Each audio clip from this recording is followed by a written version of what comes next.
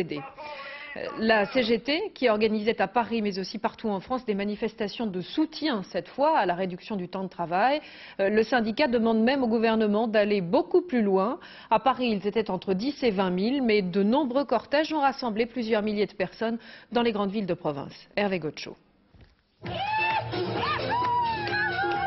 La pluie ne les a pas fait fuir, ils sont venus faire pression sur les députés avant l'ouverture demain des débats sur la deuxième loi sur les 35 heures à l'Assemblée nationale.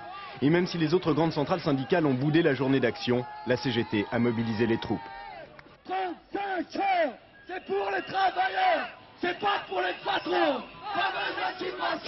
La loi sur les 35 heures, la CGT est pour. Mais le syndicat estime que le projet de Martine Aubry est insuffisant, même son de cloche au Parti communiste. Contrairement à la loi précédente, il n'y a pas de conditions de mise à l'aide publique. Donc il y a 105 milliards qu'on risque de mettre là à fond perdu en quelque sorte, puisqu'il n'y a pas la certitude qu'il y aura des créations d'emplois. Cette loi-là doit être sensiblement amendée. Il n'est pas possible, par exemple, qu'à l'avenir, la formation professionnelle ne soit pas décomptée comme étant du temps de travail normal et donc rémunérée comme tel. Ou que pour ce qui concerne les cadres, on s'en tienne à des dispositions assez floues qui risqueraient de faire travailler les cadres encore plus longtemps qu'avec des dispositions sur 39 heures.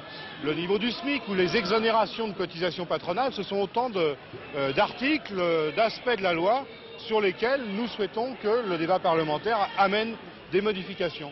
Même le Parti socialiste est représenté. François Hollande fait une apparition en début d'après-midi.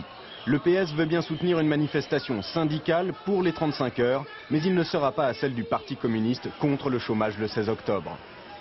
On n'a pas forcément les mêmes positions les uns les autres.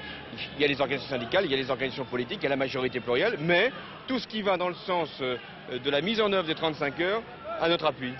Paris, mais aussi Toulouse, Lyon, Strasbourg, Marseille, la mobilisation a été la même dans toute la France, une sévère mise en garde pour le gouvernement.